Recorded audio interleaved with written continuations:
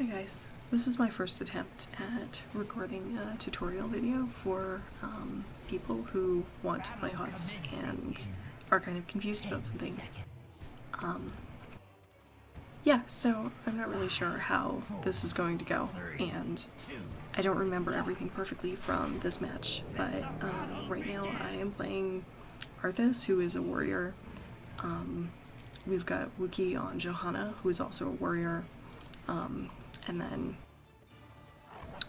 Crispy's on Sylvanas, Josh is on Malfurion, and Tam is on Arthas. Haunted Mines is a 2-lane map.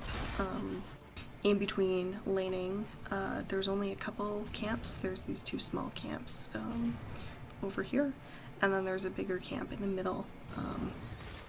So every so often, the mines open up, and then you go down here, and your goal is to collect skulls. Now, one of the things that people are not that great about, especially when they're new, is you want to stay with your team in the mines, especially if you know that the other team is already in there. You want to try to get a jump before the minions even spawn, so you can enter the mines after the first time before the counter counts down, and it's really important to kind of be in a good position to do that. The packs with the most skulls are here and here, so those are really, really important to get. And in fact, if you do manage to get most of the small minion packs, you don't really have to deal with the boss unless you want to, which you should do when your team has an advantage. So this video is primarily about warrior positioning and your playstyle. So I picked a fairly short match that we did in Hero League last week, and I can't claim that it is perfect, but so basically what I'm doing right here is just trying to soak a little bit. I can probably kill a Diablo with no problem if we go toe-to-toe, but the mines are going to open really soon, and one of the things that you really don't want is to be in a really poor position before the mines. So what I'm doing right now is I'm coming down to bottom because my whole team is here, and we're going to meet up and go in the mines. So this is a really good match to show you guys because we have double warrior, which usually doesn't happen. So you can see Uther kind of got cut off from his team, went in the wrong way, and people are splitting up a little bit to get different packs, but in general, if you're split up and then another team comes in, they can do something like this, which is just completely rip apart what you were doing.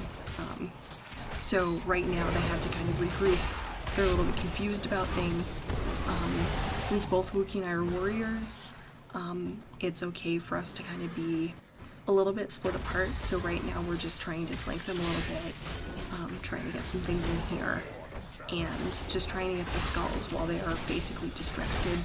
So Wookie's doing a good job of kind of blocking people off from other people. He wants to protect these squishier characters by being annoying and making life hard so that he's absorbing all those attacks. He actually just, even though Arthas died, he actually just saved him from completely dying. So I laid down my root, which meant that Malfurion could actually escape and go back. Warriors generally have a lot of control, they don't have as much damage. But here we are, you know, we're kind of still in a pack of 3 here, and we're sort of really able to do our thing because we know that the enemy team kind of had to regroup, and there's a Murky, but honestly we don't care about the Murky because of his weird hero mechanic. So we're just doing the boss and trying to pick up the skulls, and I just died in a really pro way of getting stunned, which was terrible. But at this point it doesn't really matter because we needed to get as many skulls as we could, and we're able to kind of come in and clean up the team. So as you can tell, we're behind a level. That's not very good. So it was we're really lucky that we kind of managed to get this going, and Wookie was really pro here in kind of making sure that not only could Arthas back, but making sure that Malfurion wasn't touched. So now we're going to kind of regroup, and we're going to start trying to go back in, see if we can soak up somebody. So we basically just popped in, killed a Nova, and now we're starting to work on things because the golems are up.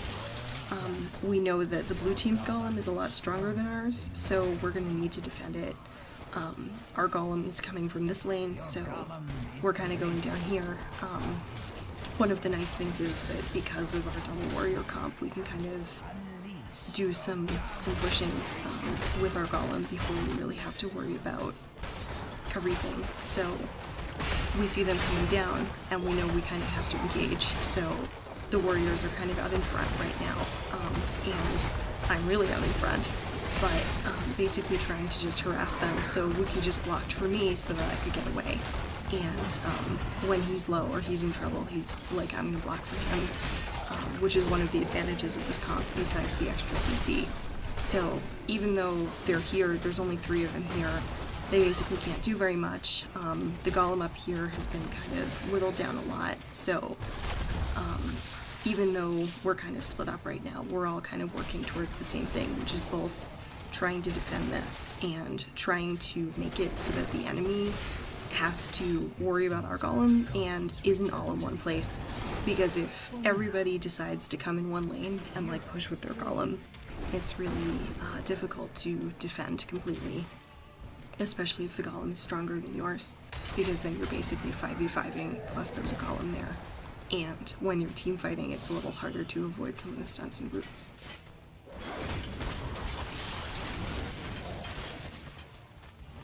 So I'm basically out here because I know that we're going to keep pushing down this lane, and I want to wait for people to be with me so that I'm not completely by myself, unless that's kind of the objective, because right now we're really far forward on the map compared to where our base is over here.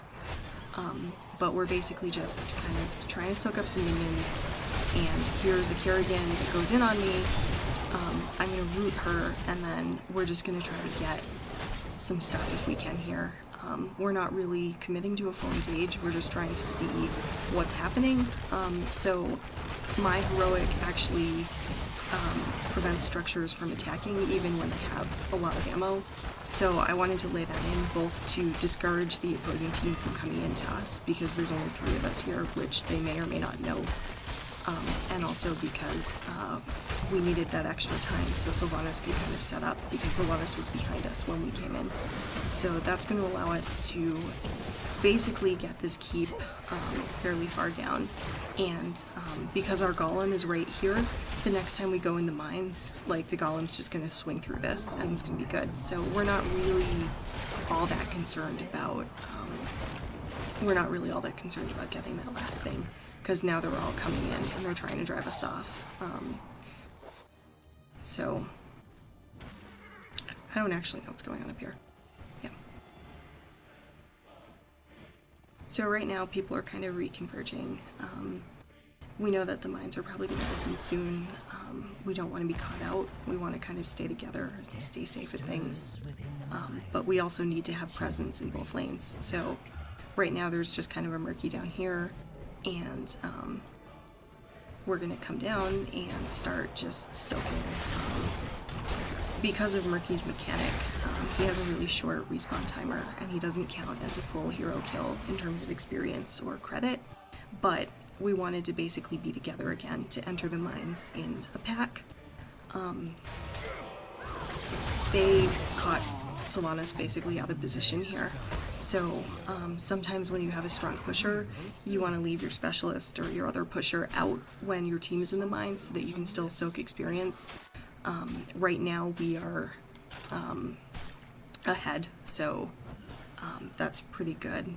We don't really need that, but Sylvanas dying there was definitely not convenient, because it means that not only do they still have a Murky who can be out and soak experience, but he can come in the mines and make it a 4v5, so that here we're just basically cleaning up some skulls. Sylvanas is looping around to bot because we, I think, called out that that was going to be safer, either for a rejoin or to push, because Murky's up top. And yep, she came in bottom, and now it's going to be basically 4v5 with us. There goes out all of our stuns. You see Wookiees here kind of trying to block them off. So the team is cut off from each other, and Crispy's chasing down Diablo, but we basically all came up here. He backed off because he was afraid of a trap, which he should have been since there was a Nova there. And I saw here that Wookiee was kind of still engaging, so I came down to help him, and just kind of slowing them, laying down some stuff. Oh, sorry. Because if they're tickling me, they're not doing anything with the team. So the team is over here doing the golem while they're just not noticing because they're just being chased down. So that does work really well. So we kind of all came back, regrouped. Sylvanas called that she was going to go camp. And here we're kind of starting to back, but I was afraid that nobody was going to be around. So AoEs will pull her out of stealth, and basically we just got a free kill there. That was really bad positioning on her part. And the fact that she was trying to ambush us when everybody was still there. Like, if she had waited until the two people that were backing out had backed out, she probably could have heroiced one of us or done something else that was actually effective, but she got really, I think, eager there. So we're basically clearing a path again. Our idea is basically to kill the opposing golem, because our golem's a lot stronger, because the whole team has to deal with this. They basically don't have the option to ignore it right now. So I'm trying to be in the back, because if the enemies come from us, or for us, they're going to come this way or this way. So this is really, Malfurion should not be out that far. We have two warriors. There's no reason that, we have a really strong front line. There's no reason they should be out that far. So here our thought is to pick up camps, because we have a complete advantage. Our golem is still up, and it's just swinging at their core, so they can't ignore that. And that means that the next time we go in the mines, our golem is going to respawn where it fell, which is right in front of their core. So we're 2 levels ahead. We're in a really good position. They could still win, but at this point, they would need to play very well in order to win. So right now we're just kind of cleaning up some things. We're getting ready to push a little bit. So Wookiee goes in first. He puts up his stun, which brings them all into Kael'thas's AoEs. I'm there. We're rooting and slowing people, and then that goes down, so that slows people and roots them. And we're kind of just in front, trying to soak up whatever we can. We know that there are still heroes here, so we don't want to have other people be taking that damage.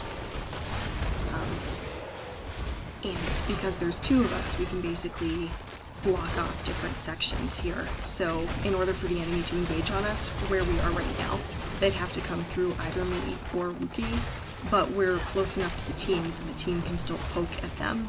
And we've got some really good stuff going here. So we're trying to engage, trying to get to the core if we can. And we're kind of pulling back here because we know that they're all respawning. So even though they're 2 levels below, we are just about to get 16. When we get 16, we'll be at the talent advantage. So there's really no reason for us to be really aggressive. The core still does damage to you if you stand under it. And one of the things I see a lot of people doing, that when they're new or when they don't know better, is just being too aggressive, overextending, and then getting a team wipe at the core, which is really bad. So we're basically all going to prepare here to go in the mines. Some people are already there. We're heading towards the 2 packs that we want to pick up first. It honestly really doesn't matter at this point how many skulls we pick up, because we're already in the mines, so we're in a really good position to pick up a lot of them. But even if we only picked up 1/3 of them, they still have to come back and deal with this. So we feel pretty confident about things. Right now we're up a full talent tier. A 3-level advantage is really kind of not a good thing to recover from.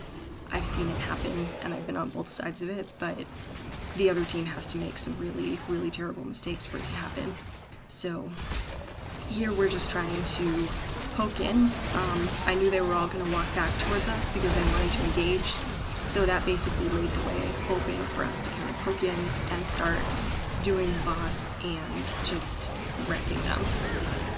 So even though they did get some damage on us and they got Malfurion, it doesn't actually really matter at this point, because we have a ton more skulls than they do, and we're gonna get the boss, which is, I think, 30 skulls. So they basically, they're basically done here. So, again, there's no taunts in this game. In order to tank something, you have to be the closest person to it, so that's why you'll see the boss kind of swinging between me and Wookie as we go. And basically they're done here. They really need to have a lot of DPS to push this down, and if we come out, like, it really doesn't, we're going to be there pushing, so they're in a lot of trouble here. So we're starting to do some camps. Arthas has enough DPS that he can basically solo a camp, but it's good to solo the conservative camps, because if you get caught out kind of over here by yourself, you're closer to the enemy team, and it's more likely that they're going to be there. So here our thought is basically to just take some extra stuff. By the time they kill the boss, if they manage to kill the boss before it kills their core, which I don't think they're going to, we can come in with the mercs and try to wipe them, try to breathe on the core. But at this point I don't think it's really necessary, so we're just kind of doing stuff. We're not going to get there in time, and that's sort of the end of this match. So I will put up some more videos just kind of describing our process and different things about the classes. I hope that was helpful. I think we're going to get to look at the score screen, or maybe not. So yeah, I think we'd have to actually fast forward through the whole thing again, which I'm not going to record, but let me see if I can find it. So we're back. This is basically the end of the match. And I want to break down the score screen because I think it's really important to look at different things. So first of all, you can see that we have a ton more kills than they do, and we have a lot fewer deaths than they do. That's not really a surprise given the way that the match went and the fact that we basically won in 16 minutes. So you'll see that both Wookie and I have a special roll stat. So it does what it says up here, which is to say it shows damage taken for warriors and it shows healing done for supports. So we basically did about the same in terms of stuff. But if you notice, Diablo took a lot more damage than we did. Part of that is because we did so much more damage to them, and we killed them a lot more. Part of that is because we have two warriors, so both of us were kind of splitting the role. Even though I spec'd into basically full DPS, Johanna unfortunately only has basically one build that she can take that's really viable, so Wookie was nominally our main tank. The fact that I took more damage than him is partially because Arthas is really squishy, and I think partially just the vagaries of who was where. That really doesn't mean very much. So, hilariously, I was also top in hero damage. None of the numbers really mean a heck of a lot when they're put together. Part of that is because tanks are sturdier, so if the other team isn't really able to kill them, but they're able to kill the DPS, sometimes you'll see a warrior with more damage than some of the assassins. Some of the assassins work more on burst than sustained damage, so their overall hero damage will be somewhat lower, but they'll still be effective. And basically this is to be expected. This is what I would expect from a push Sylvanas, which Crispy was basically doing that job, so he wasn't in every team fight, but he still did very well. Johanna, again, doesn't have as much damage as Arthas. Hilariously, we did about the same amount of siege damage, just to random stuff, but I think that in general, the score screen can tell you a lot about how people are doing, but it doesn't tell you everything. The other thing to note is because we took very little damage from them, like if you add up these numbers, that is all of the damage that they did to us as a team. The healing that was actually done was a lot lower. I think Malfurion, yeah, he basically went full heal build, but we didn't need a heck of a lot of healing. Their Uther did even less healing, but part of that was the fact that he died more often, and part of it is because right now in the meta, Uther can't really put out as much healing as a Malfurion. So I would say this is a fairly normal score screen, especially to expect from a quick game with double warriors. I think there's a lot of merit in looking at it and evaluating what you do, but again, you can be that jerk that racks up really good numbers but doesn't help the team, or you could be a person who's really contributing, but you're contributing in this weird way, like using Mule or doing something that doesn't really count. So there's a lot deeper to go into. The nice thing about HOTS is that by default it saves all your replays, and your replays are not very big files. I thought when I started that they would be like huge, but I've recorded every match I played, and it's really, really small. It's not like a full movie because it's a special file format, and it doesn't take up very much space at all. One of the things that I would encourage you to do is go back and look at your own replays and look at what other people are doing, look at what you were doing. That's one of the most effective ways to catch things that you don't see in real time, and I think everybody can kind of benefit from that no matter what level they're at. Alright, so I'm going to end this video for now, and yeah, we'll see what else I have to talk about here.